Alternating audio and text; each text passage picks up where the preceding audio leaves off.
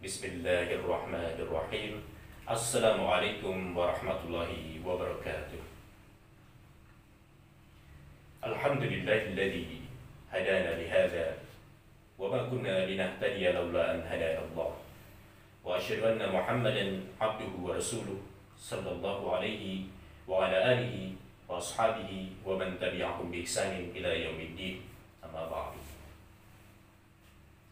Para pemirsa yang dimuliakan Allah Subhanahu wa taala, marilah kita bersyukur kepada Allah Subhanahu wa taala atas limpahan rahmat dan kasih sayangnya sehingga sampai hari ini kita masih diberi kesehatan, kesempatan dan keimanan untuk terus melakukan amalan-amalan kebaikan di bulan suci Ramadan.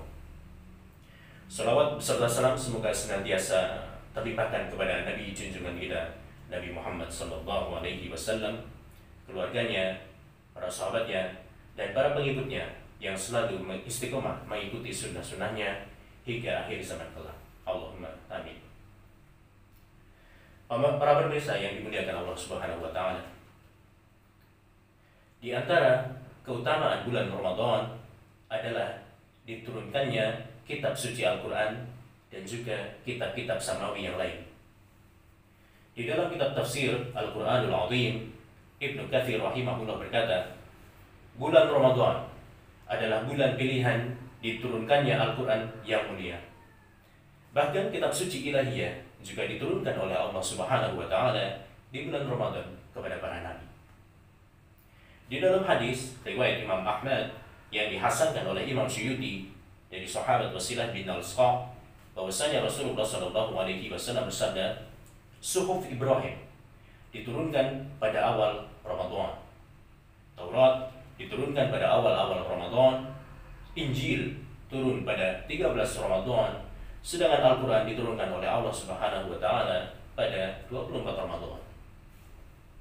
Suhuf atau lembaran Ibrahim alaihissalam, Taurat, kemudian Zabur dan Injil diturunkan masing-masing pada nabi-nabinya dengan sekaligus atau jumlatan wahidatan. Adapun Al-Quran diturunkan sekaligus dari Lauhul Mahfud di langit ketujuh ke Baitul Izzah di langit yang ada di dunia. Dan kemudian setelah itu Al-Quran turun secara berangsur-angsur sesuai peristiwa yang dialami oleh Rasulullah SAW. Peristiwa ini terjadi pada Lailatul Qadar atau malam kemuliaan di bulan Ramadan. Sebagaimana yang difirmankan Allah Subhanahu wa taala dalam surat Al-Qadar, Inna anzalnahu fi lailatul qadr. Sesungguhnya kami telah menurunkannya Al-Quran pada malam kemuliaan. Dan juga firman Allah yang lain di dalam surat Ad-Dukhan ayat 3, Inna anzalnahu fi lailatin mubarakah. Sesungguhnya kami menurunkannya pada suatu malam yang diberkahi. Para pemirsa yang dimuliakan Allah Subhanahu wa taala, turunnya Al-Quran ini diriwayatkan dari berbagai jalan dari sahabat Ibnu Abbas radhiyallahu anhu. Dalam riwayat Ibnu Abi Hatim disebutkan bahwasanya Ibnu Abbas radhiyallahu anhu berkata, Al-Quran diturunkan pada bulan Ramadan pada Lailatul Qadar di malam penuh berkah. Al-Quran tersebut turun sekaligus jumlatan wahidatan. Kemudian Al-Quran turun secara bertahap sesuai dengan peristiwa pada bulan dan hari tertentu. Dan dalam riwayat yang lain, riwayat Imam At-Tabari dari Ibnu Abbas, bahwasanya beliau menyebutkan bahwa Al-Quran itu diturunkan pada pertengahan Ramadan ke langit dunia. Al-Quran diletakkan di Baitul Izzah, kemudian Al-Quran itu turun dalam kurun waktu 24 tahun untuk memberikan jawaban kepada umat manusia. Para pemirsa yang dimuliakan Allah Subhanahu wa taala. Lalu, bagaimanakah cara Rasulullah sallallahu alaihi wasallam, sahabatnya dan juga ulama-ulama terdahulu dalam memperingati kejadian ini, yaitu turunnya Al-Quran? Untuk mengetahui hal ini, mari kita simak penuturan sahabat Abdullah bin Abbas radhiyallahu anhu yang diriwayatkan oleh Imam Bukhari tentang apa yang beliau lakukan. Kana Jibrilu yalqahu fi kulli lailatin min Ramadan fayudarisuhu Al-Quran. Dahulu malaikat Jibril alaihi salam senantiasa menjumpai Rasulullah sallallahu alaihi wasallam pada setiap malam Ramadan, dan selanjutnya ia membaca Al-Quran bersamanya. Demikianlah Nabi Shallallahu Alaihi Wasallam bertadarus, yaitu membaca Al-Quran bersama malaikat Jibril alaihissalam di luar sholat. Dan ternyata itu belum cukup bagi Nabi Shallallahu Alaihi Wasallam. Beliau masih merasa perlu untuk membaca Al-Quran di dalam sholatnya. Lalu seberapa banyak dan seberapa lama beliau membaca Al-Quran dalam sholatnya? Di dalam hadis riwayat Ahmad dan Al-Hakim, sahabat Hudzaifah radhiyallahu anhu menceritakan pengalaman beliau saat sholat tarawih bersama Rasulullah Shallallahu Alaihi Wasallam. Beliau berkisah, pada suatu malam di bulan Ramadan, aku sholat bersama Rasulullah Shallallahu Alaihi Wasallam di dalam bilik yang terbuat dari pelepah kurma. Beliau memulai sholatnya dengan membaca takbir. Selanjutnya beliau membaca doa, Allahu Akbar, Dzul Jabaruti wal Malakuti, wa Dzul Kibriyai wal Azamah. Selanjutnya beliau memulai membaca surat Al-Baqarah. Saya pun mengira bahwa beliau akan berhenti pada ayat ke-100. Ternyata beliau terus membaca. Saya pun kembali mengira beliau akan berhenti pada ayat yang ke-200. Ternyata beliau terus membaca hingga akhir Al-Baqarah dan terus menyambungnya dengan surat Ali Imran hingga akhir. Kemudian beliau menyambungnya lagi dengan surat An-Nisa sampai akhir surat. Setiap kali beliau melewati ayat yang mengandung hal-hal yang menakutkan, beliau berhenti sejenak untuk berdoa memohon perlindungan. Hal ini berlangsung sejak usai sholat Isya pada awal malam hingga akhir malam. Dan di saat Bilal memberitahu beliau bahwasanya waktu sholat subuh telah tiba, beliau kemudian hanya sholat 4 rakaat saja.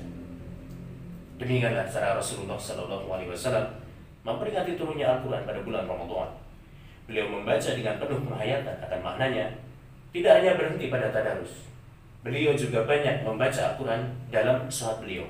Sampai-sampai pada 1 rakaat saja, beliau membaca surah Al-Baqarah, surah Ali Imran, dan An-Nisa, atau sebanyak 5 juz lebih. Kemudian, apa yang dilakukan oleh para ulama terdahulu di bulan Ramadan? Imam Asy-Syafi'i di setiap bulan Ramadan menghatamkan bacaan Al-Quran sebanyak 60 kali. Al-Aswab An-Nakhai setiap 2 malam beliau menghatamkan Al-Quran. Dan Qatadah As-Sadusi memiliki kebiasaan setiap 7 hari menghatamkan Al-Quran sekali. Akan tetapi bila bulan Ramadan telah tiba, beliau menghatamkannya setiap 3 malam sekali. Dan bila telah masuk 10 hari terakhir dari bulan Ramadan, beliau senantiasa menghatamkannya setiap 1 malam sekali. Demikianlah teladan para ulama terdahulu dalam memperingati turunnya Al-Quran.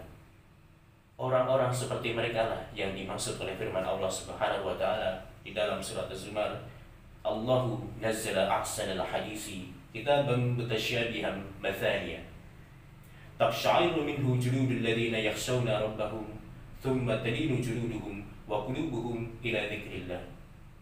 Dzalika hudallahi yahdi bihi man yasha' wa may yudlilillahu fama lahu min had. Allah telah menurunkan perkataan yang paling baik, yaitu Al-Quran, yang serupa mutu ayat-ayatnya lagi berulang-ulang. Gemetar karenanya kulit orang-orang yang takut kepada Rabb-nya, kemudian menjadi tenang kulit dan hati mereka di waktu mengingat Allah. Itulah petunjuk Allah. Dengan kitab itu Dia menunjuki siapa yang Dia kehendaki, dan barang siapa yang disesatkan Allah, maka tidak ada seorang pun yang memberi petunjuk baginya.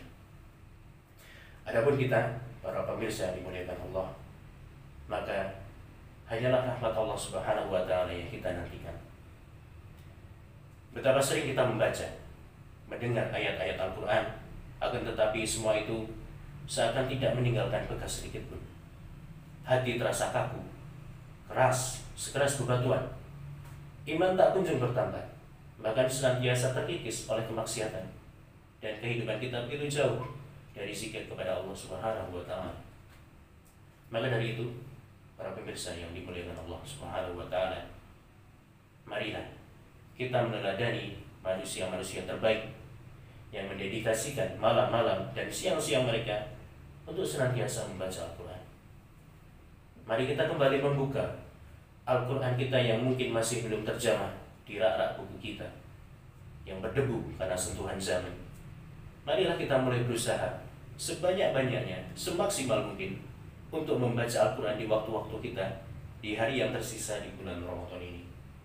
Semoga Allah Subhanahu wa taala memudahkan tangan dan lisan kita untuk istiqomah mentadarusi dan mentadaburi Al-Qur'an, dan untuk selanjutnya kita amalkan dalam kehidupan kita sehari-hari. Wallahu a'lam bishawab. Demikian yang dapat kami sampaikan di kesempatan yang berbahagia ini. Semoga bermanfaat untuk kita semua.